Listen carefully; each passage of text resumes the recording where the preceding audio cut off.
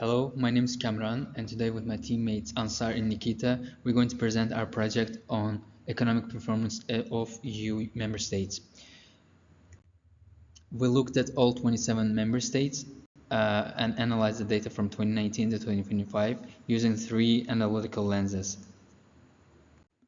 So to make the analysis more structured, we divided the project into three parts. The first one focused on GDP and growth, while the second one examines the labor market, and the third one is on public finance and trade. Now I'm going to give the word to my teammate Ansar, and we'll start the first part of the presentation, GDP and growth. Starting with GDP per capita, Luxembourg leads at 241 of EU average, followed by Ireland at 211. However, both are statistical outliers. The genuine higher income countries with strong productivity and institutional quality includes the Netherlands, Denmark, Austria, Germany, Belgium, and Sweden. At the other end, the lowest tiers consist of Bulgaria at 66, Greece at 70, and Latvia at 71. And this slide highlights that we call the Western Core paradox as the wealthiest country in the EU and also slowest growing. And some are actually contracting. Germany shrank by 0.2 in 2024.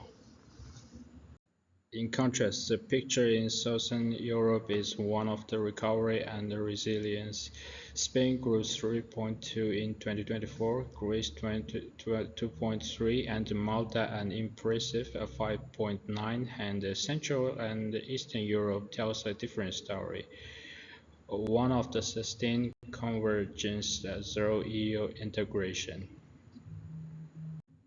And first, productivity. Output per hours worked ranged from over 70 euro in Luxembourg and Denmark to below 20 euro in Bulgaria and Romania. Second, individual composition.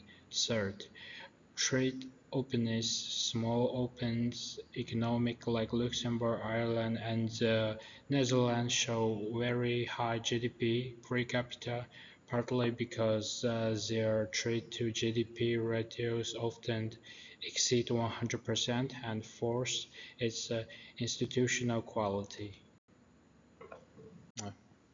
This is one slide looking at inflation less visual consequences, and the 2022 inflation surge was regressive in its distributional impact by 2024. EU27 headline HICP has fallen to roughly 2.9% and close to ECB's 2% target. But this inflation has been uneven. Latvia and Belgium saw very fast drops, while Romania at 6.8, Estonia at 4.8, and Hungary at 4.4 still face elevated service sector and domestic price pressures. So the second part of our presentation is about the labor market. We used three indicators, that is employment rate, unemployment rate, and average full-time adjusted wages. So we found that in 2025, the average employment rate is 76.1%, while the average unemployment rate is 5.8%, and the average full-time adjusted salary is 39,808 euros. So for the employment rate, we created a table of employment rates across European Union countries from 2019 to 2025.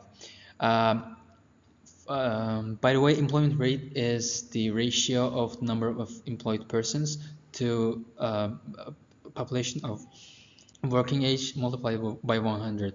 So at this table, we can see that in 2025, Malta was the leader in the European Union with like employment of 83.6%, while the second and third place with Netherlands and Czechia, while the laggards were Italy and Romania at 67.6% and 69%, and those were the only two countries in the European Union that were below the 70%.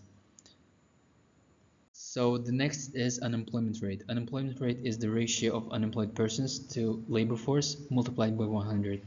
And we see that in this table, we ranked countries from the highest unemployment rate to the lowest. And we can see that Spain has the highest unemployment rate at 10.2%, and it's the only country in the European Union that has an unemployment rate higher than 10%. Next is like Finland and Greece, and the lowest unemployment rate was recorded in Poland and Malta and Czechia. The lowest is in Czechia, and this data is for 2025. Um, and like we can see that one thing that is interesting is that Sweden is in fourth place for the high. It has the fourth highest unemployment rate. But in the previous slide, we saw that Sweden had the fourth highest employment rate. So that is an interesting um, case here. So the next is average full-time adjusted salary. We could not find the data for 2025, so we used data for 2024 instead. So as we can see that Luxembourg has the highest, this is all measured in euros by the way. Luxembourg has the highest average salary at 82,989 euros, while the Bulgaria has the lowest at 15,387 euros. And the ratio between the highest and the lowest, highest Luxembourg and lowest Bulgaria, is 5.4. Next was Denmark and Ireland among the highest. So the last part of our project is public finance and trade. Uh, we used three indicators, all are percentage of GDP, its government debt, budget balance, and current accounts. So first is government debt analysis. Basically, government debt, countries with high government debt usually shows less stable economic system than other one. Here is a chart that shows that Greece and Italy has the most government debt, while Estonia shows the less. So the second one is budget balance analysis. Basically, it shows changes in economic system. For example, Denmark and Ireland has positive like growth, while France and Romania show some declines in their economic system. Then comes current account balance. Basically, it shows competitive power of country and its economic stability. So in this chart, Netherlands and Denmark shows the best positive balances. So overall, the indicators we used, we made compositive index rankings of all European Union countries. So here you can see Denmark, Ireland, and Sweden are the best performance. They have the best performance, while Romania, Belgium, and France have the lowest performance.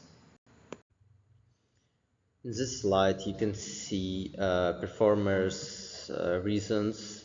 For example, best performers have low government debt, overall positive indexes, and strong personal economic system, some growth, while weakest performers have some declines, like elevated government debt, and so on.